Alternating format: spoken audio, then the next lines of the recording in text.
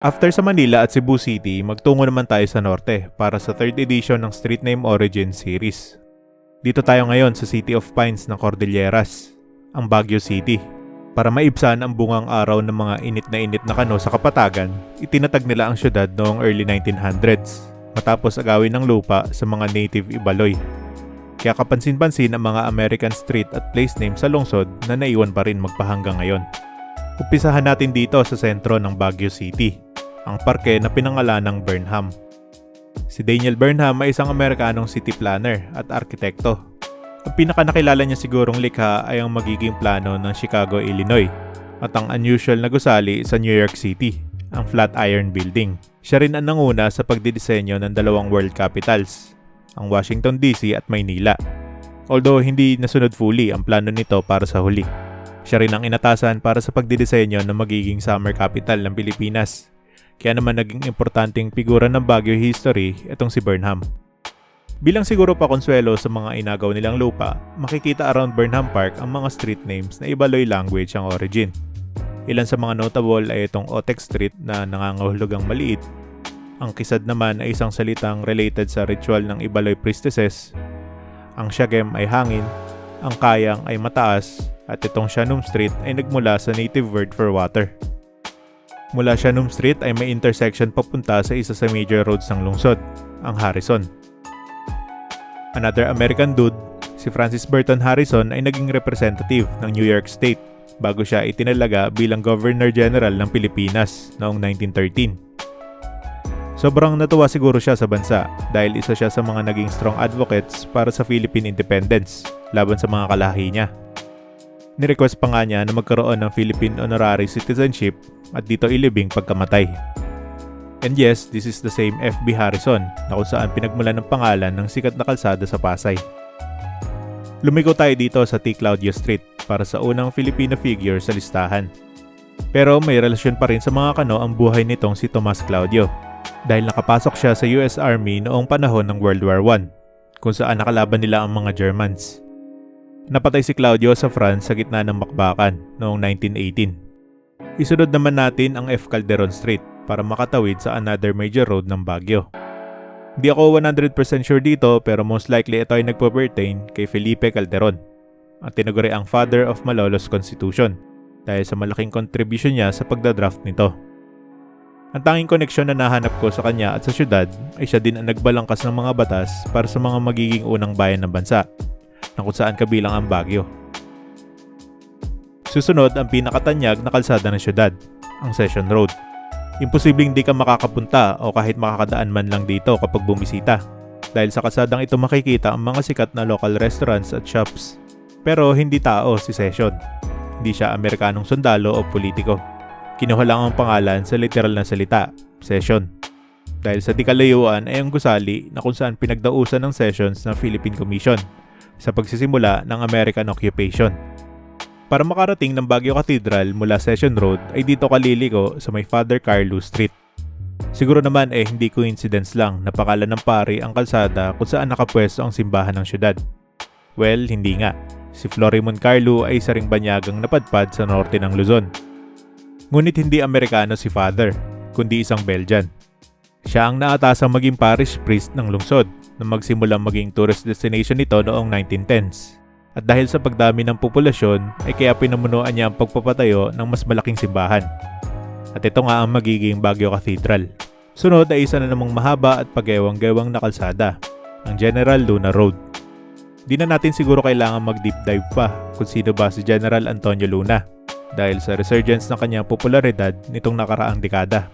At nabanggit na din siya sa first episode ng Manila series. Kaya punta na agad tayo sa susunod, which is Leonard Wood Road, na malamang pamilyar din sa mga napanood na ang Bayani Trilogy ni Gerald Tarog. Si Ian Glenn pa nga ng GOT fame ang gumanap sa kanya sa third installment ng movie series na Quezon. Ang tunay na Wood ay isang decorated soldier ng US Army. Pinamunuan niya ang grupong Rough Riders noong Spanish-American War. At kamuntikan na maging ika-29 na Pangulo ng Amerika, kundi lang natalo sa eventual President Warren G. Harding sa Republican nomination. Kaya siya mapapadpad dito sa Pilipinas para maging Governor General. Along Leonard Wood Road ay ang intersection sa North Drive, another major highway ng syudad. I checked and this is literally just the word north at hindi ito apelyido ng isang Amerikano. Kaya diretsuhin na lang natin para makarating sa TM Calao Street. Kasama na din sa Verse Manila episode ang Batanggenyong Renaissance man na si Teodoro Manguiat Calao. Nakapagsulat siya sa dyaryo at naging pinakabatang assemblyman ng bansa sa edad na 25 nang nirepresenta niya ang 3rd District ng Batangas noong 1909. Ang kadugtong ng TM Calao sa timog ay ang Governor Center Road kung saan matatagpuan ang Baguio Convention Center at ang UP. Sa kabilang dulo naman nito ay ang Governor Pac Road. Si Governor William F. Pac ang ikatlo naging gobernador ng Benguet mula 1908 hanggang 1912. Katulad ni Leonard Wood ay nakipaglaban din siya sa Spanish-American War ilang taon bago mapadpad dito. Ang Governor Pac Road ang kalsadang kahantungan mo kapag nasabi mong nasa Baguio ka na talaga. Ito kasi ang kadugtong ng dalawang major routes na magdadala sa iyo sa lungsod, ang Quezon Road at ang Aspiras-Palispis Highway. Unahin natin ang Quezon, ang mas maikli sa dalawa at mas maganda ang mga madadaan ng view, pero mas challenging din lalo kapag naulan dahil sa mga landslide prone areas dito. Ipinangalan ang kalsada kay Lyman Walter Veer Quezon, isang Amerikanong Brigadier General. Siya ang namuno sa pagpapatayo ng Benguet Road na magmumula sa Rosario, La Union, the same road na ipapangalan sa kanya years later. Ang kabilang kalsada naman ay ang tinatawag na The Safer Route at All-Weather Road. Actually, kaya dalawang tao ito ay dahil hinati sa dalawang section ang kalsada. Ang La Union side ng daan ay ang Aspiras Highway, named after Jose D. Aspiras, na dating assemblyman ng La Union at naging tourism minister under Marcos Sr. Ang Benguet side naman na Palispis Highway ay pinangalan syempre sa important figure din ng Benguet. Si Ben Palispis ay naging gobernador nito for 18 years, mula 1968 hanggang noong People Power Revolution, 1986. Pero hindi ito ang original name ng kalsada. At magpahanggang ngayon ay makakarinig ka pa rin na tinatawag itong Marcos Highway, kahit na 26 years na mula nang opisyal itong pinaltan. Obviously, pinangalan naman ito kay Ferdinand Marcos Sr. Along the highway ay makikita ang sira at abandonado ng monumentong ulo ng diktador. Pero hindi muna tayo uuwi dahil liliko na tayo dito sa kanan sa may Legarda Road. Kaparehas din ng kalsada sa Maynila, ipinangalan ito kay Benito Legarda, nakabilang doon sa Philippine Commission, kaya ayan ang kanyang Baguio connection. Sasanga dito sa Legarda ay ang mas maliit na kalsadang may pangalang Dr. Carino. Si Dr. Jose Carino ay isang ibaloy na manggagamot. Sa Chicago siya nakapagtapos ng medisina noong 1918 at matapos ang saglit na internship sa Estados Unidos ay bumalik din sa kanyang motherland. Dito ay naging direktor siya ng Baguio General Hospital and Medical Center, ang pinakaunang ibaloy na nakahawak ng titulo. Magme-merge ang Dr. Carino sa Everlasting Street. Saglit lang tayong dadaan dito bago dumiretso sa Jose Felipe.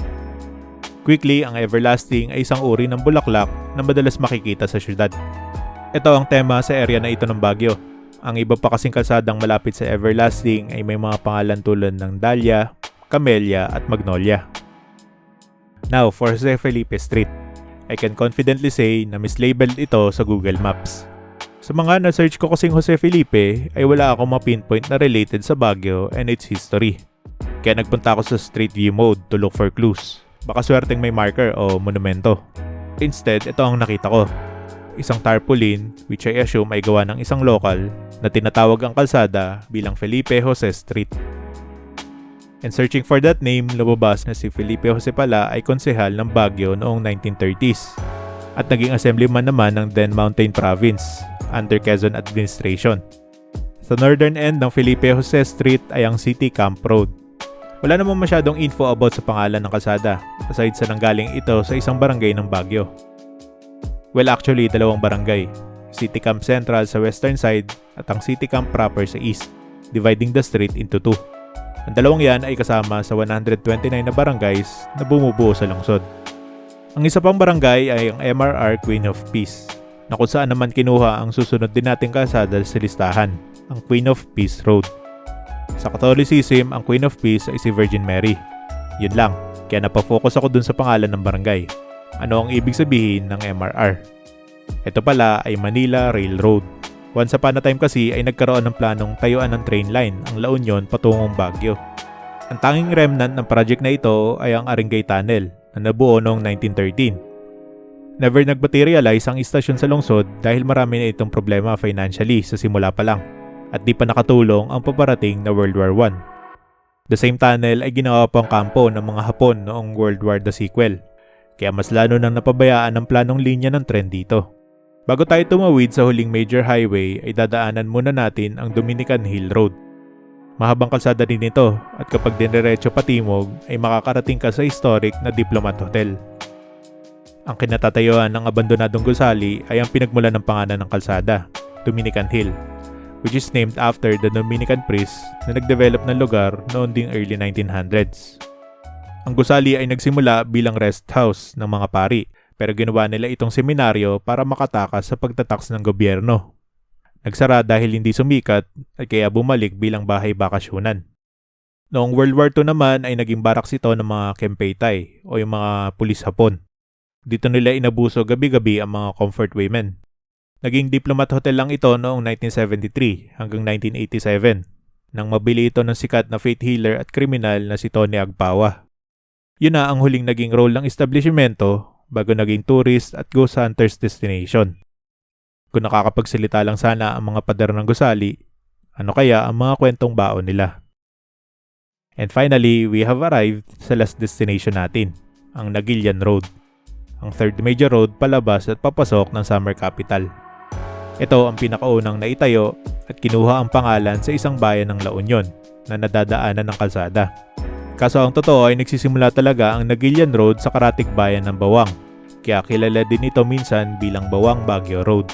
Pero hindi sa dalawang yan ang official road name, dahil ang government name talaga nito ay Quirino Highway, named after of course President Elpidio Quirino. And we are now exiting Baguio City. Saan naman kaya ang susunod na road trip natin?